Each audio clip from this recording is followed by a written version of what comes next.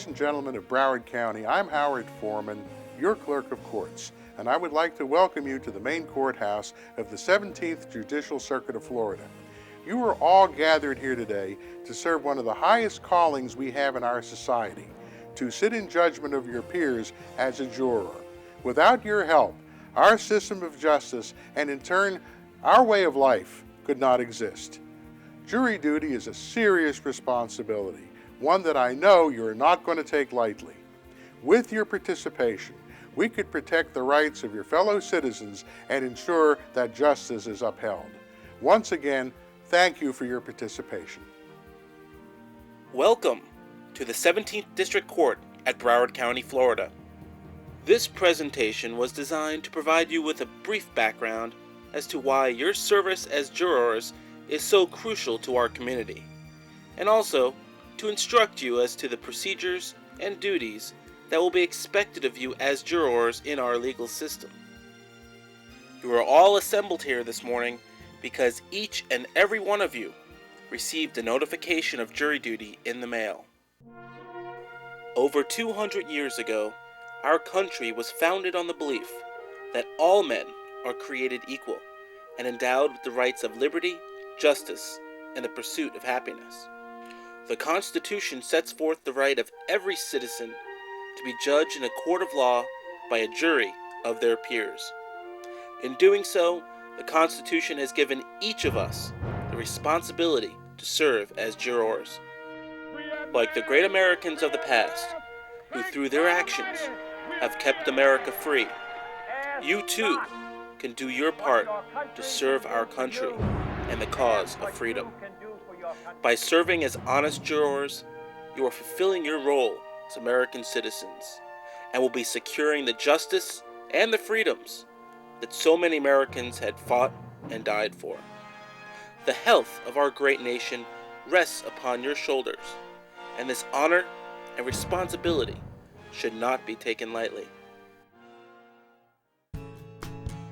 If you have any questions whatsoever, please don't hesitate to contact jury personnel, for they are here to assist you during your role as jurors. Prior to jury duty, most jurors' experience with the legal system is limited to what they see on television. Courtrooms are often depicted as exciting places where justice is swift. Reality, however, can be quite different. As jurors, you may experience extended periods of waiting. You may even be called into court only to find the parties had already settled. Take satisfaction in knowing that your patience and service is greatly appreciated, and you are playing a critical role in the administration of justice in our community. As jurors, you will be called to deliberate over two different types of court cases: criminal and civil. A criminal case is an action brought by the state against a defendant accused of violating criminal law. In a criminal case, the state, represented by the state's attorney, sit at one table, and the defendant and their attorney sit at another. In a civil case, the plaintiff has brought suit against the defendant for settlement of their respective rights. At the head of the courtroom is the judge. He or she is responsible for the procedural conduct of the trial according to the law.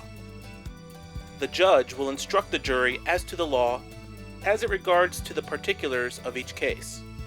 Seated next to the judge is the clerk. The clerk is responsible for any documents or physical evidence entered into the trial. The court deputy's role is to maintain order in the courtroom and to attend to the needs of the jury.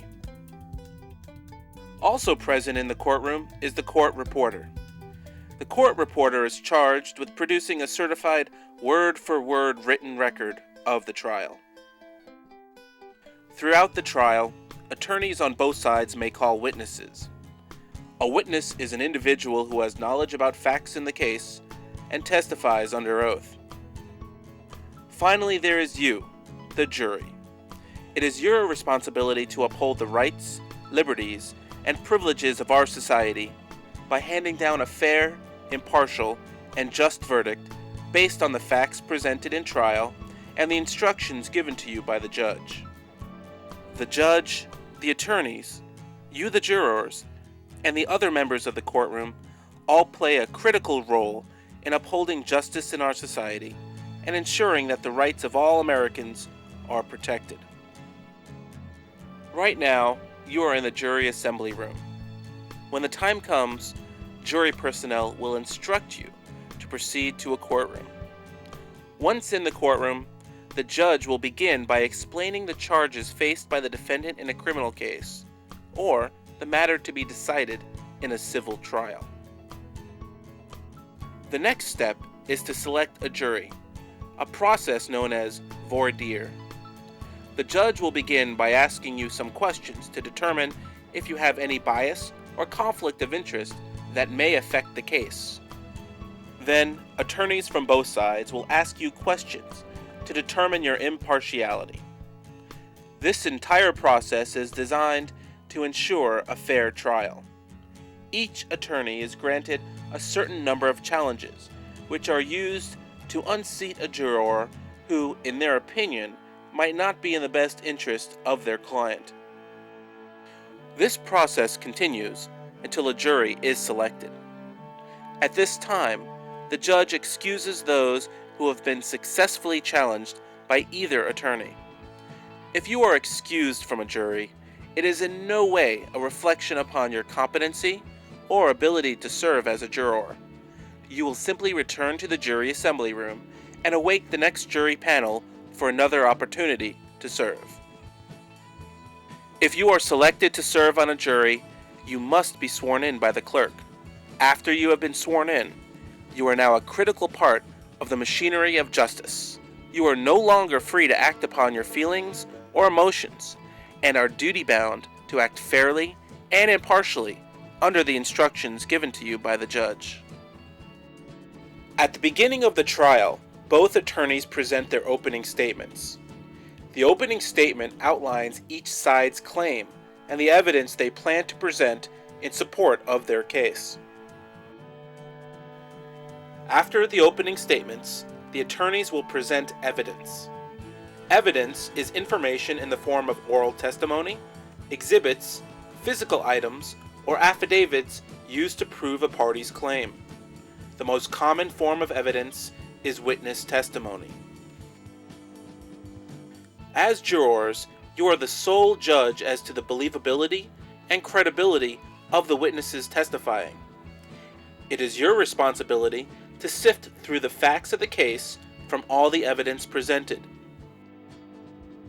Occasionally, the attorneys for both sides will approach the bench to have a private conversation with the judge. These conferences concern technical procedures of the law, which the judge alone must rule upon. From time to time, the judge will call a recess or excuse the jury so that an issue of law may be discussed with the attorneys at greater length. After all the evidence has been presented, the attorneys for both sides will present to you their closing statements, which are summaries of their respective cases.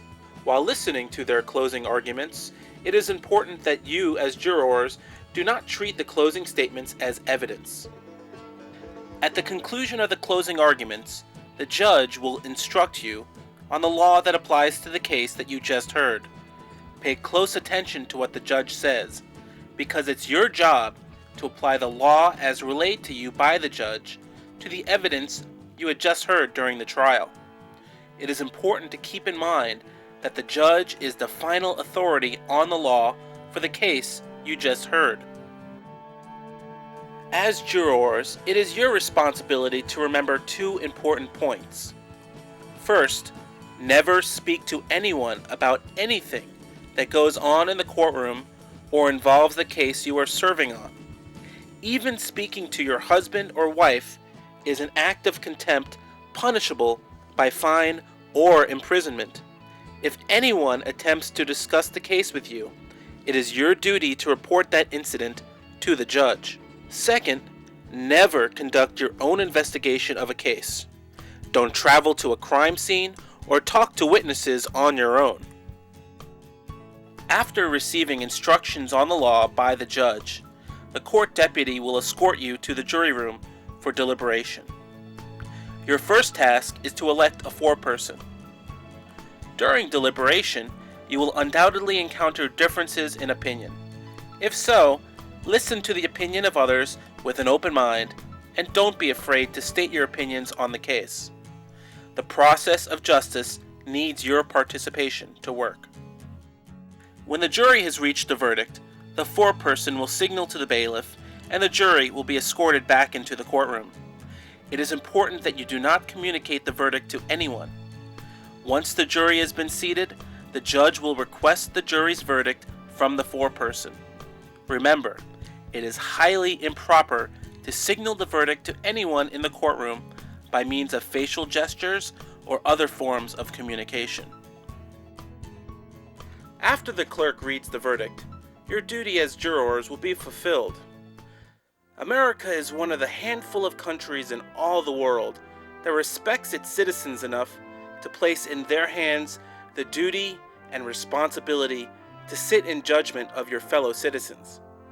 If you should feel at all inconvenienced by your service on jury duty, it is important to note that our country was founded on the ideals of justice and freedom for all, and that your service as a juror plays a crucial role in sustaining our country as the symbol of freedom for all the world.